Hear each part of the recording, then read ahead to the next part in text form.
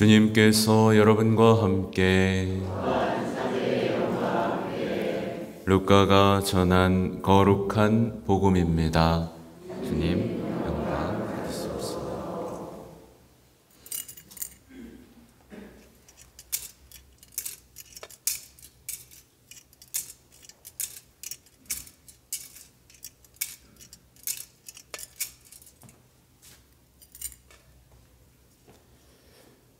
우리 가운데에서 이루어진 일들에 관한 이야기를 엮는 작업에 많은 이가 손을 대었습니다. 처음부터 목격자로서 말씀의 종이 된 이들이 우리에게 전해준 것을 그대로 엮은 것입니다. 존귀하신 테오필러스님, 이 모든 일을 처음부터 자세히 살펴본 저도 귀하게 순서대로 적어드리는 것이 좋겠다고 생각하였습니다. 이는 귀하께서 배우신 것들이 진실임을 알게 해드리려는 것입니다. 그때 예수님께서 성령의 힘을 지니고 갈릴레아로 돌아가시니 그분의 소문이 그 주변 모든 지방에 퍼졌다. 예수님께서는 그곳의 여러 회당에서 가르치시며 모든 사람에게 칭송을 받으셨다. 예수님께서는 당신이 자라신 나자렛으로 가시어 안식일에 늘 하시던 대로 회당에 들어가셨다. 그리고 성경을 봉독하려고 일어서시자 이사야 예언자의 두루마리가 그분께 건네졌다. 그분께서는 두루마리를 펴시고 이러한 말씀이 기록된 부분을 찾으셨다. 주님께서 나에게 기름을 부어주시니 주님의 영이 내 위에 내리셨다. 주님께서 나를 보내시어 가난한 이들에게 기쁜 소식을 전하고 잡혀간 이들에게 해방을 선포하며 눈먼 이들을 다시 보게 하고 억압받는 이들을 해방시켜 내보내며 주님의 은혜로운 해를 선포하게 하셨다. 예수님께서 두루마리를 말아 시중드는 이에게 돌려주시고 자리에 앉으시니 회당에 있던 모든 사람의 눈이 예수님을 주시하였다. 예수님께서 그들에게 말씀하기 시작하셨다. 오늘 이 성경 말씀이 너희가 듣는 가운데에서 이루어졌다. 주님의 말씀입니다.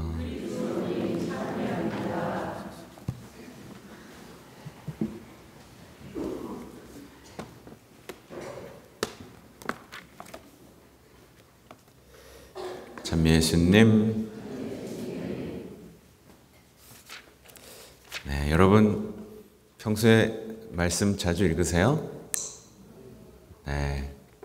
아니면 집에 먼지가 쌓여 있어요? 혹시 지하철 이동하고 그럴 때 성경 가지고 이렇게 보신 경험은 있는지 모르겠어요. 제가 이제 9시 미사도 했지 않습니까? 9시 미사를 하는데 이 강론을 하면 할수록 사람들이 인상을 찌푸리고 막 이렇게 그냥 막 이러고 있는 거예요. 그래서 왜 그러지? 왜 그럴까? 사실 사제가 강론을 준비할 땐 여러분이 행복하고 기쁘고 다시 예수님과 함께 어떤 삶의 어떤 변화를 드리는 선물을 드리기 위해 준비를 하고 강론을 해요. 그래서 오늘 준비한 강론은 사실 핵심이 뭐냐면 여러분 말씀이 이렇게 좋아요. 이제 말씀을 같이 읽읍시다. 말씀은 오늘 우리가 듣는 가운데 이루어져요. 오늘이요. 오늘 듣는 가운데요. 라는 투로 썼거든요. 제목도 뭐라고 썼냐면 하나님의 말씀과 7가지 행복으로 썼어요. 근데 이 강론을 하니까 사람들은 그렇군요. 말씀이 이렇게 좋은지 몰랐어요. 다시 읽을게요. 라는 말을 이제 기대하고 제가 강론을 했단 말이죠. 근데 사람들은 반응이 어떡해요? 난 말씀 안 읽는데 또 혼내네.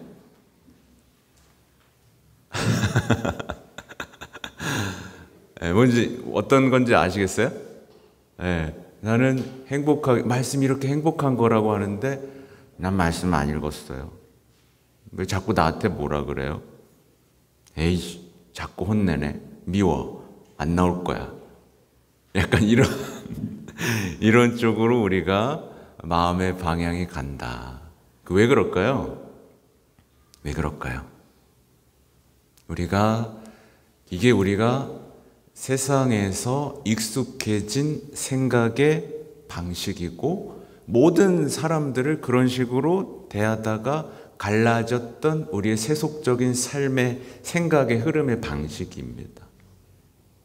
그러니까 이 생각의 흐름이 회개하고 성경적 사고로 바뀌려면 뭘 읽어야 된다? 다시 이제 말씀, 특별히 어떤 시편이나 이런 말씀을 읽지 않으면 우리가 세상 속에서 막 우리가 때 묻었잖아요. 그죠?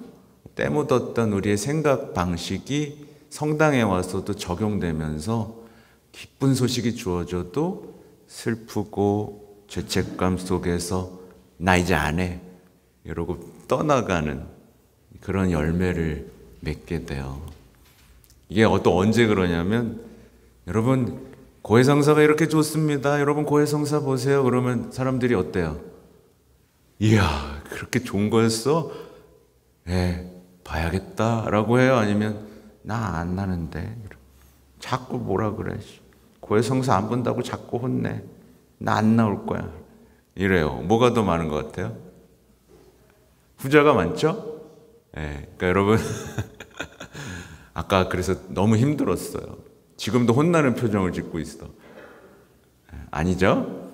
아무튼 오늘 제가 준비한 말씀은 이 말씀이 얼마나 우리 삶에 중요하고 이 말씀이 우리 삶을 얼마나 바꿀 수 있는가에 대한 내용이에요. 그래서 오늘 일독서만 봐도 어때요? 일독서는 말씀을 잃었던 백성이 다시 말씀을 마주하고 그걸 알아듣게 됐을 때 막 눈물을 흘리는 겁니다. 네. 또 감흥이 없네 또. 그리고 그거에 대한 반응으로 뭐예요? 화답송에서 주님 당신 말씀은 영이며 생명이시옵니다. 이어지잖아요. 우리 영혼의 생기를 돋우고 어리석음을 깨우치고 마음을 기쁘게 하고 눈을 맑게 합니다. 말씀. 네. 예. 그렇고요. 오늘 복음은 또 어때요? 복음은 똑같아요. 복음은 또 일독서의 장면이 반복돼서 예수님께서 말씀을 딱 봉독하려고 일어서니까 사람들도 다 일어서서 그때 주어진 이사야 예언서의 말씀을 읽고, 그러니까 이 예수님이 첫 번째 설교를 하시는 장면이에요. 이사야 예언사로 첫 번째 말씀을 하시고 사실 희년을 선포하시고 내가 이렇게 하려고 왔어 하면서, 근데 내가 하려고 왔어 라고 하는데 진짜 중요한 얘기가 강론이 뭘로 시작하죠? 오늘이에요. 오늘 이 말씀이, 성경 말씀이 너희가 듣는 가운데 이루어졌다. 여러분 이 말씀을 이해하세요? 보통 우리는 이렇게 이해하잖아요. 성경 말씀이 나중에 이루어진다. 나중에 이루어질 수도 있고 안 이루어질 수도 있다. 막 이렇게 생각하잖아요. 근데 오늘의 말씀은 오늘 이 성경 말씀이 너희가 듣는 가운데 이루어졌다. 과연 우리 이 말씀을 이해하고 있는가? 좀 돌아봐야겠죠? 아무튼 제가 7가지를 써놓은 건 제가 만나는 많은 신자분들이 겪고 있는 고민에 대한 답을 좀 적어놨어요. 저 그냥 읽어드리면 우선 이렇습니다. 말씀은 하느님, 첫 번째, 말씀은 하느님의 그릇된 이미지에서 벗어나 참 하느님의 모습을 보게 해줍니다. 말씀을 안 읽으니까 사람들은 무슨 일만 생기면 하느님이 나 벌 주나 보다. 하느님이 나 버렸다. 막 이런 생각을 하게 돼요. 근데 말씀을 읽는 사람은 이 그릇된 이미지에서 정말 참 하느님, 사실 이게 하느님이거든요. 이 사랑이신 하나님을 보고도 내 마음이 끌리지 않는다면 말씀을 안 읽었기 때문입니다. 두 번째는 말씀은 똑같은 얘기인데 어떻게 보면 우리에게 하나님 사랑 얘기를 들려줘서 하나님께 대한 두려움, 선입견에서 해방시켜 줍니다. 사실 성경은 놀라운 하나님의 사랑 얘기예요. 근데 우리가 그동안 여러분이 들었던 강론이나 어떤 삶에서는 이 깊은 사랑의 얘기를 거의 못 들었을 거예요. 이게 지금 프란치스코 교황님이 가장 제가 잘하고 예언적으로 하시는 부분이라고 생각하는데, 한국교회 역사를 보면 이 강론도 그렇고 어떤 성경 공부도 그렇고 방향이 어땠냐면 본문을 뜯어서 분석하고 의미를 찾는 거에 그쳤어요. 그래서 내 삶의 지혜를 얻는 거. 정작 빠진 게 뭐예요? 하나님이 얼마나 큰 사랑이고 우리 삶을 바꿀 만한 분이라는 게 사실 빠졌죠. 세 번째는 이제 말씀은 폐쇄적이고 겉모습뿐인 신앙에서 벗어나서 형제와 사랑으로 이끌리는 삶을 살게 해준다. 사실 이것도 마찬가지죠. 많은 분들이 비슷한 경험을 하시잖아요.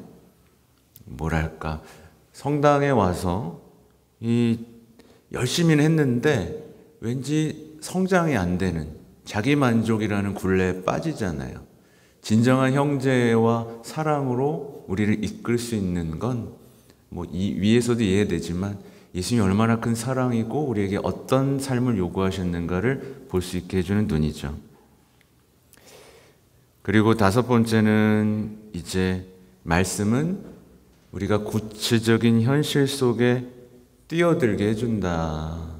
그래서 큰 위로 속에서 살게 해준다. 얘기를 적었어요. 점점 눈이 감기는 것 같네. 아무튼 그러니까 이제 여섯, 일곱 번째도 마찬가지인데요. 아까 처음 했던 얘기, 말씀은 우리가 세상 사람들처럼 뭔가를 듣고 혼난다고 생각하고 나를 적대한다 생각하고 이런 생각에서 벗어나서 성경적 사고방식, 어떤 일을 겪을 때, 어떤 일을 당할 때 성경의 인물들이 그런 것들을 어떻게 극복했고 어떻게 하느님과 가까워졌는지에 대한 이야기를 보게 되면서 그 삶하고 좀 닮아갈 수 있도록 어떤 그 죄 뿌리의 소리를 끌어당깁니다. 근데 여러분, 드라마 많이 봐요? 말씀 많이 봐요?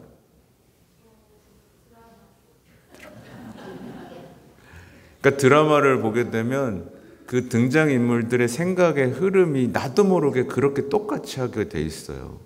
똑같이. 그러면서 아유, 저는 좀 못된 년 막 그랬는데 어느 날 보니까 내가 똑같이 하고 있어. 그죠?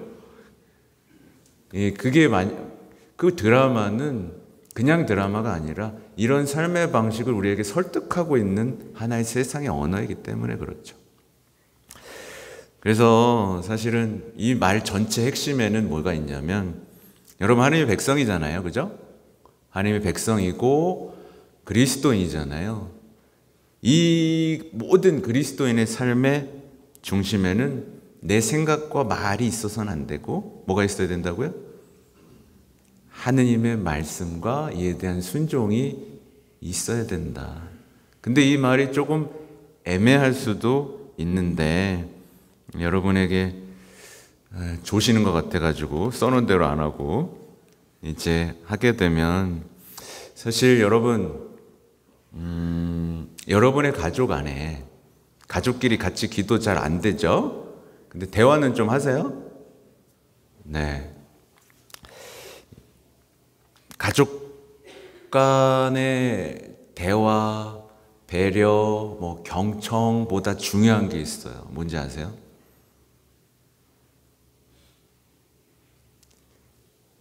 과연 우리가 겪고 있는 갈등과 어려움 안에서 하나님은 지금 우리에게 무슨 말씀을 주실까요? 이해가 되세요? 그래서 가족들이 모여서 이제 말씀을 읽어요. 말씀을 읽고 그 안에서 내가 느낀 걸 찾아다 얘기를 하기도 해요. 그렇게 얘기를 하는 동안 우리 가족들에게 예수님은 지금 무슨 말씀을 해주시는가를 식별할 수 있게 돼요. 아, 우리 가족에게 예수님은 이런 말씀을 해주셔. 그러면 거기에 서로 마음을 열게 됐을 때 어떻게 될 것 같으세요? 기적이 일어나죠. 닫혀졌던 문이 열리고 다리가 놓여지는 체험들을 합니다. 그래, 그게 말씀이 이끄는 대로 가는 백성의 모습이 가정교회에서 일어나는 기적이죠. 근데 우리 삶을 잘 보세요. 혹시 지금 가족들과 어려움을 겪고 있는 분들의 마음속에 하나님이 우리에게 주신 말씀이 있어요? 내 생각과 말이 더 많아요? 그렇죠? 내 생각, 내 말이 더 많죠. 그리고 상대방이 뭐에 순종했으면 좋겠어요? 내 말에 순종했으면 좋겠죠. 그렇죠? 이게 우리가 하나님의 백성으로 살지 못하게 되는 하나의 작은 역동이라고 보시면 돼요. 그래서 또 마찬가지입니다. 여러분 성경 왜 읽을까요? 제가 이미 다 나열했지만 여러분의 구체적인 실제적인 삶에서 성경 왜 읽을까요? 유식해지려고? 똑똑한 척 하려고? 아니에요. 똑같은 역동입니다. 내가 지금 이렇게 어렵기도 하고 슬프기도 하고 우울하기도 하고 뭐 어쩔 줄 모르는 상황 속에서 성경을 읽을 때 하나님이 지금 나에게 어떤 말씀을 하시고 계시는가를 들을 수 있게 돼요. 근데 우리는 듣고 싶은 말을 찾아 읽게 되죠. 아니요. 듣고 싶은 말을 찾아 읽게 될 때 마음은 어떤 감동도 오지 않아요.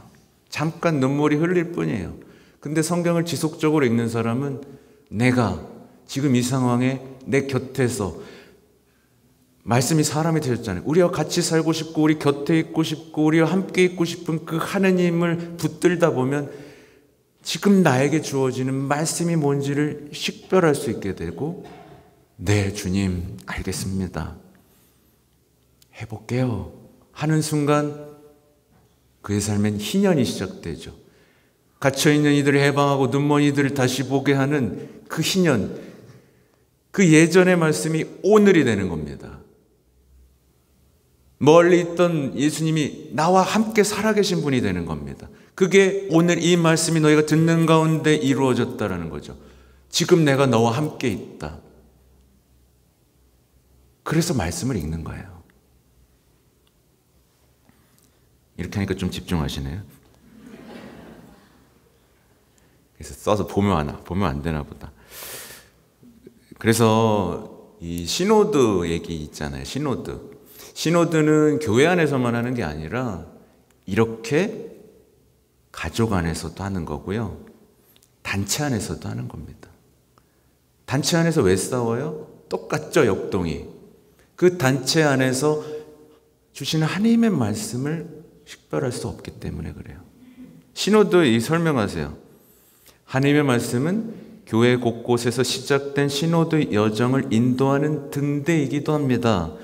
우리가 주의를 기울이고 식별하며 서로의 말에 귀 기울이려고 노력할 때 서로의 말에 근데 말씀을 먼저 읽고요. 서로의 말에 귀를 막 기울이다 보면 이걸 왜 하냐? 그 답답한데 그걸 왜 하고 있냐? 왜냐하면 경청이란 여론조사가 아니라 거기에 있는 말씀을 식별하는 것이기에 우리는 하나님의 말씀과 성령께 귀 기울인 것입니다. 그러니까 뭐 예를 들면 성가대가 같이 기도해요? 노래만 하면 안 돼. 같이 기도하고 서로 얘기를 경청하는 순간들이 있어요. 그죠? 경청을 막 해요. 성토대하지 말고 나의 기쁨, 나의 슬픔에 대해서 얘기를 나눠요. 그래서 그걸 수용해가지고 그래 이렇게 합시다가 아니에요. 그럼 거기서 각자 안에서 하느님이 어떤 움직임을 하고 계시는가를 식별할 수 있게 돼요. 아, 우리 공동체에 필요한 건 이런 거였구나. 이런 말씀이 내렸구나. 성령께서 지금 어디로 이끄시고 계시구나를 식별할 수 있게 돼요. 아, 이제 이렇게 해야지. 우리 이렇게 합시다. 이렇게 하면 더 잘 될 것 같습니다. 라는 우리의 생각과 행동이 아니라 주님께서 어디로 이끄시고 어떤 말씀을 주시는가를 알게 되는 것. 그게 신호드이고 식별이고 말씀 안에서 사는 것이고 성령께서 이끄시는 대로 사는 겁니다. 그러니까 이런 삶에 여러분 우울함이 있을 수가 있을까요? 없을까요? 확신, 희망, 사랑이 꼽히겠죠. 그렇죠. 이게 지금 희망의 순례자라는 이미지로 우리를 이 희년 동안 우리를 이끄는 하나의 이미지인 거예요. 네. 네. 아실 수 있겠죠? 결론은 뭐냐? 우리의 삶의 방식, 우리의 사고방식, 우리가 사람을 대했던 방식, 우리가 인생을 살아갔던 방식을 사실 다 바꿔야 돼요. 매일매일 말씀을 읽고요. 매일매일 누군가 경청하고 대화할 때 말씀이 우리에게 어떤 걸 해주는지 분별할 수 있는 식별력을 계속 키워야 되는 겁니다. 그러면 오늘 예수님이 거짓말하는 게 아니게 돼요. 오늘 이 말씀이, 이 성경 말씀이 너희가 듣는 가운데 이루어졌다. 여러분의 인생은 희년이 될 것이고 여러분의 가정 희년이 될 것이고 성가대, 전례단, 수많은 단체들 올해가 희년이 될 겁니다. 힘찰 거예요. 같이 걸어가는 기쁨이 넘칠 거예요. 왜? 말씀이 주어지고 성령께서 이끄신 대로 하니까. 초기 교회 공동체가 바로 이것 해냈던 거죠.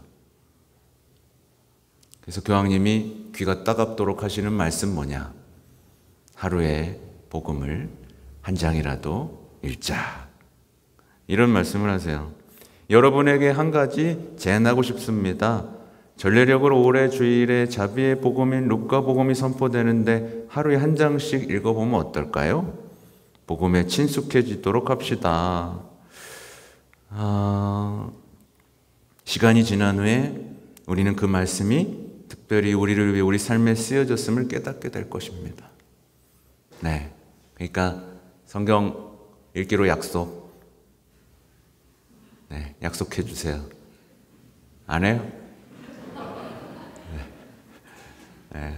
어제 애들한테 얘들아 1분만 읽자. 1분만. 그랬더니 1초요. 뭐 이랬을 때 1분 한 장. 그리고 완전히 바뀌자. 완전히. 지금 세상 우리는 불행하게 계속 만들고 있어요. 불행한 생각들, 누굴 미워하고 싸우고 없애버리고 이런 무자비한 생각들이 주입되고 우리를 계속 죄책감과 엄격함의 굴레 속에서 하나님과 멀어지게 하고 있어요. 읽는 겁니다. 네. 그리고 읽으면서 어려운 것들은 물어보는 겁니다. 그죠? 네. 그렇게 여러분의 여정이 아름답게, 인생의 여정이 아름답게 완성되기를 이 병근병근 신부는 간절히 바라고 있으니 응답하시기 바랍니다. 아멘.